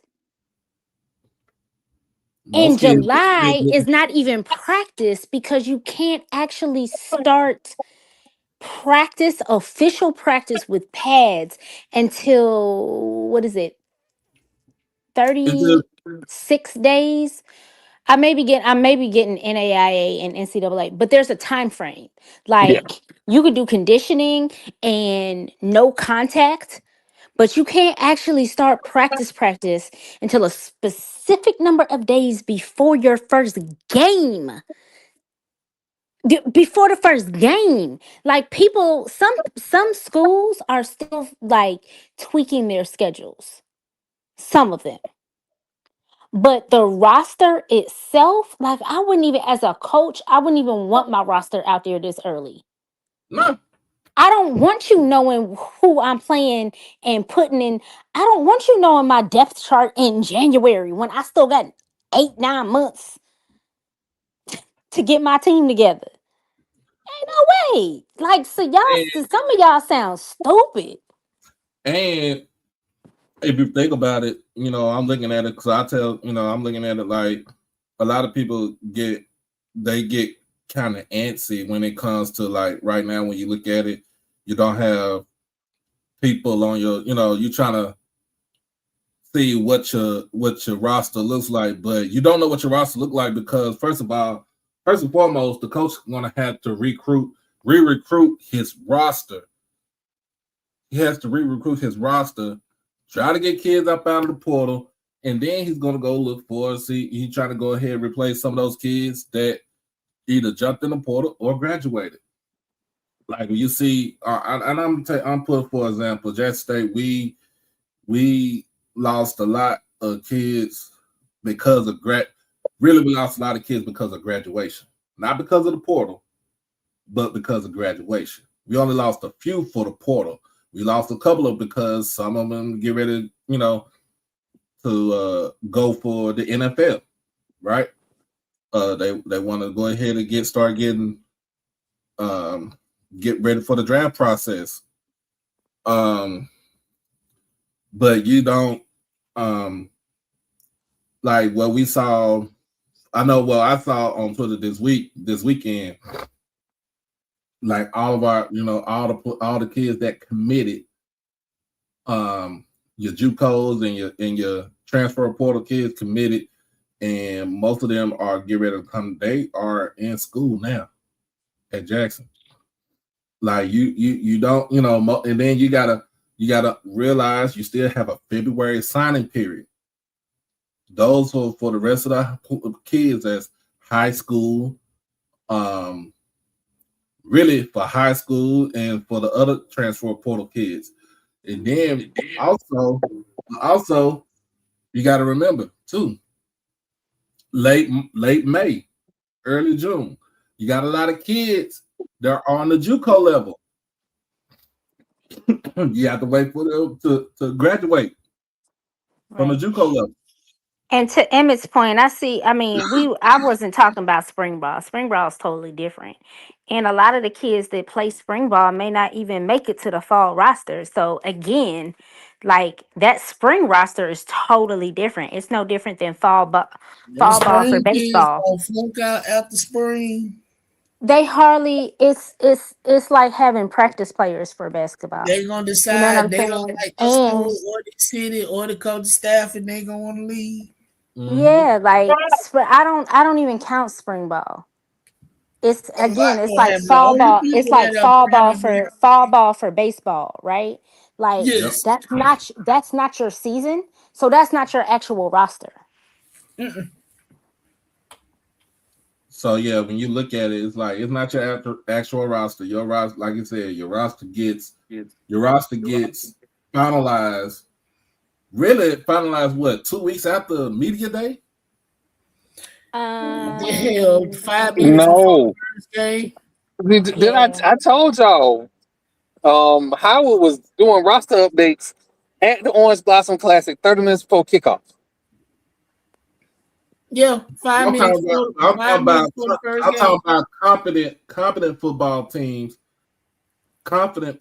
Probably no, because don't they have to submit the rosters to the You just have to submit the NCAA. personnel, and then if there are change, because again, coaches change numbers and all that stuff at the last minute. You up just like the update media. You update the coaching staff. This player is now this, yada yada yada. That's a whole Yeah. thing. That's why I Yeah, said like that's why I said like there's 2 weeks after 2 weeks, like kind of like 2 weeks after 2 or 3 weeks after media day. I think well, there's two different rosters to think about. Like there's a clearance process, and so players have to be cleared and certified. Um, it's- I it, again different from the NCAA. For the NCAA, I haven't been in the NCAA in a minute, but there's a certification process for every sport every Yep. semester. So every semester that sport is playing, if it crosses over between the fall and the spring, then you have to certify your players, right? So going into football season, their certification process, they have to be certified within a certain number of weeks before their first game. No, it's the same thing on the NCAA level. That's what Yeah. happened to us when we played UNC that year. They did not have all of the players certified in enough time. No, that's Like, what I'm saying. It's the same. I just don't know the number of days or yeah, weeks like they were certifying beforehand. dudes like the day before the game. They couldn't like they were just Exactly. flying up there just to be with the team. They didn't get a chance to play. Yeah, Again, and then we had our full some of them squad. get UNC and certified. got their ass beat. hmm And like Jamal was saying, like some of them do like, and it's not illegal. It's just the certification process. There's paperwork that has to be signed. If they're a transfer, they have extra paperwork that they have to sign, and the other school has to certify that they're in academic good standing before they Mhm. can even sign. So you can be enrolled at a new school, but then not be able to play that next season. You may lose that year of eligibility because you were not academically eligible to play. You weren't in academic good standing. And that's something that a lot of kids don't realize. And then they get upset because now you've lost a year of eligibility. And when it's for academic reasons and it's not an academic hardship or anything like that. You just didn't do what you were supposed to do in the classroom. You don't get that year back. You still a You still a student. It's student, still first. always. While most coaches tell you go to school, go to class in the spring, and then you want to stay up to par, you want to get ahead, take your ass to summer school. Absolutely. And the other thing is Yep. like some kids are in academic good Two standing, classes but they during haven't summer. they haven't made progress towards degree. And so that's why Yeah. you see a lot of kids will go to summer school because they're trying to meet not just the eligibility requirement of number of credit hours passed, but they also have to make progress towards their degree. So they'll go to summer school because they may have taken electives during a heavy part of their season in the second semester. That's intentional. But then you still have to make progress towards your degree. And unfortunately, when you don't have academic advisors and compliance coordinators who have a keen eye for that stuff, that's where some of our kids are getting into trouble. Yep. We have a complicated relationship with our last AD, but I would absolutely give her that. Compliance was her thing, and she was a beast at it. Absolutely. That's where she started off. And, So and I will never ever take. Listen, I have my feels, but I would never take that away from her. When it came for certification, everybody was certified like 2 weeks before the season started. It wasn't this up in the air thing. Hey, are we gonna have a team? Are we gonna have the same thing that happened? No, she was like, "Hey, we done. All of that is done. Yeah, we had to yes, work and 14 hours a day, but it's done. poor compliance will get ADs fired. It should." Yeah. It 100% should. Because I don't want to say there's no excuse for it. Because I don't want to be that guy. Right. And I'm fully aware that there are some athletic I'll be departments that that girl though. I will be that woman. There is absolutely no excuse for having piss Danny poor said, "No, compliance we not because doing that." no, you know why? Because you are like, yes, the kids are supposed to have some level of responsibility and accountability. But if this is your job to make sure that these kids are doing what they're supposed to do academically and that you're communicating across campus, because academics for a student athlete is different than a regular student. A regular student can take one class per semester and be cool unless their degree has other requirements. Student athletes can't do that. And so when you don't have the proper oversight, yes, I'm gonna be that woman because what are you doing?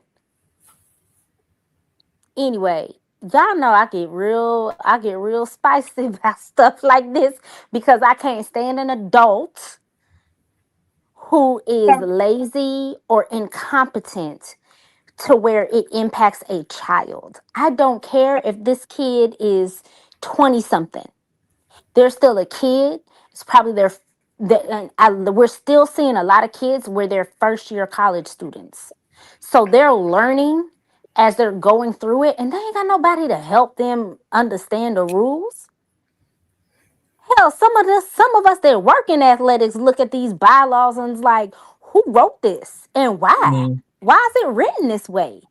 Like, you really trying to screw over these kids. You really trying to make it hard for them. Why? So if you think a kid coming into college or trying to matriculate through college and understand progress towards degree is not just about passing classes, it's about taking the right Art classes. classes. Yep. Boy, don't piss me off. Troy, go But ahead, be that guy. It is okay. no, I was just because I know institutions that I love have compliance positions that are open. Hey, one second.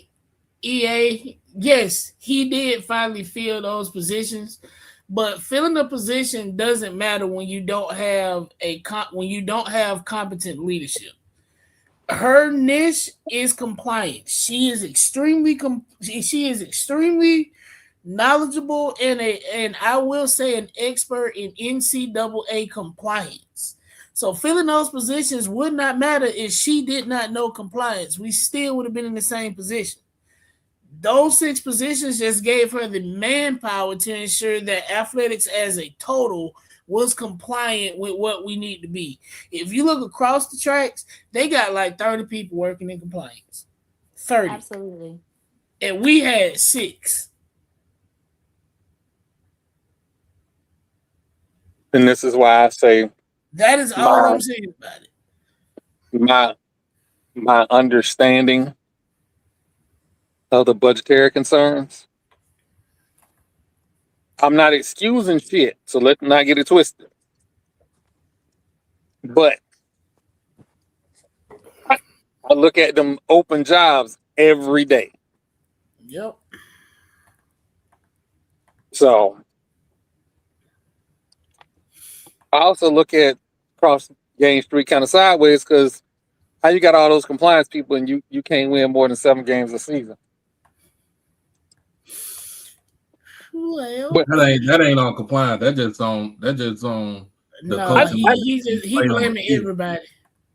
Yeah, you can't blame. That's on coaching and the play on the field, man. oh no, listen, for the number of players that transfer out and that are going to be eligible, that compliance department over there do a hell of a job. Man, I don't.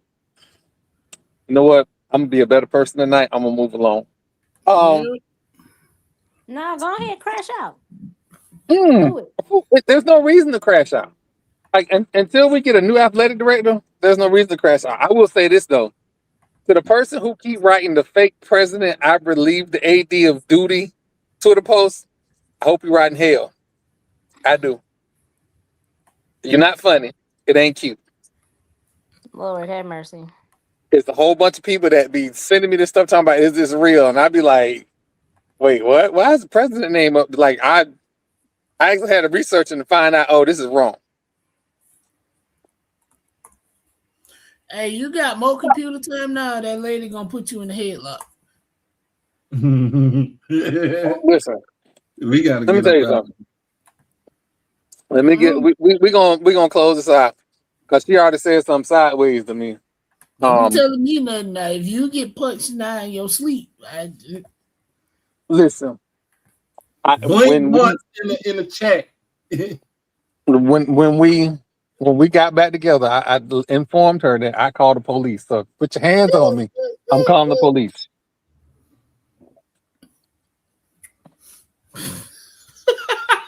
I said I'm a white woman. I call police. For real, I'm not playing that. We don't do that over here. HOA, I will not. Mm-mm. Nope. Oh, that's right, Troy. Tell them these fees too high. You know what? Here's what's funny. Our fees have gone down.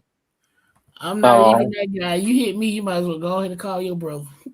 If you got one. And I hope he got his shirt, sweetheart.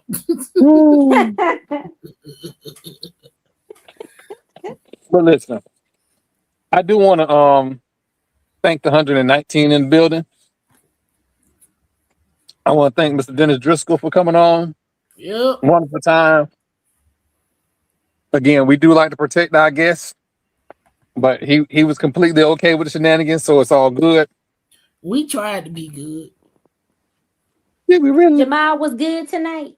We did. No, I ain't say nothing that crazy.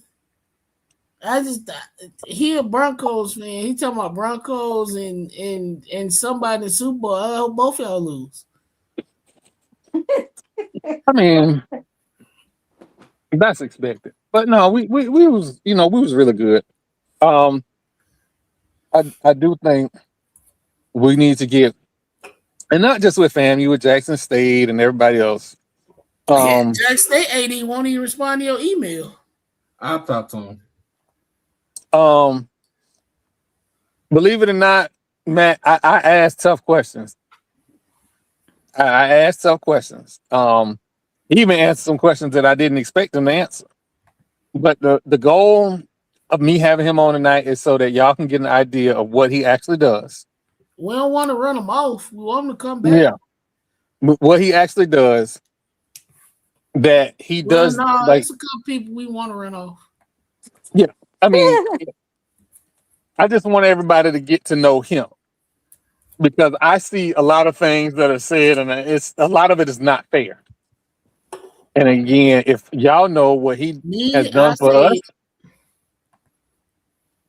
if y'all know what he's done for like the media that's around FAMU, a lot of people have a lot of different opinions on him. So it's all cool.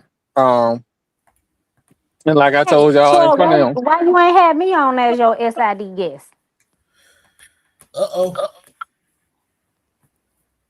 I know she was the first actual front office person that we had on the show. He's trying to make it seem like what we not going to do is we're not going to make it seem like you was the first front office person we had on here. I know. Let me get up out of here, y'all. I gotta get to work. You gotta get to work. Man, F that job. No, I'm just playing. Make that money. My job, make that money. It's a flow night shift to me. And I said, y'all know I'm from here, right? And they're like, yeah. I said, the day y'all send me the night shift is the day I will submit a 2-week notice. I have another job by the end of the week. I know that's right. I don't work night shift. Night shift is for new hires and college kids. I'm not working that shit. Listen, Matt. Hey, Matt. No, they're not in Florida. Huh? No, that's a Florida thing he talking about. Yeah, that's what I'm saying. The auxiliary funds rule, that's not. That's a Florida thing. Now, our government, Governor Landry, who I can't stand, I think he's despicable. That man is horrible. He's he the devil. A crackhead. Yeah, he's. I'm just waiting for something to come out about him. Like I don't know. He's He gives pedophilia. He gives wicked. He gives a whole lot of things. But he did come up with um, a bill, passed a bill into law that would provide additional funding for Louisiana state schools. And I And think he shut so, down all the hospitals, but two. I don't think right, it's for but then you Louisiana get State Schools. like I just think it's for LSU. he's horrible. Like he's consistently doing Trump's bidding and it's disgusting. And people keep voting for them. Mike Johnson, the Speaker of the House, is from Louisiana too. And I'm like, we got I two of be the worst. forgetting that shit. He is from Louisiana. He's from Louisiana, and I don't Yeah, he understand from why people Shreveport or consist. somewhere in that area. Shreveport, yeah, they keep voting Yeah. against their own best interests, just like the people in Kentucky that keep voting in Mitch McConnell, who is like one breath away from not having any breath That in man his is dead, lungs. and nothing will convince me otherwise. So anyway, long story short is no auxiliary funds for the schools in my conference. We don't have schools in Florida. And so the funding that we're able to get is Bullshit. designated for the use of like NIL and some other funds. But it's still hard for NAIA schools and HBCUs to get their hands on that money.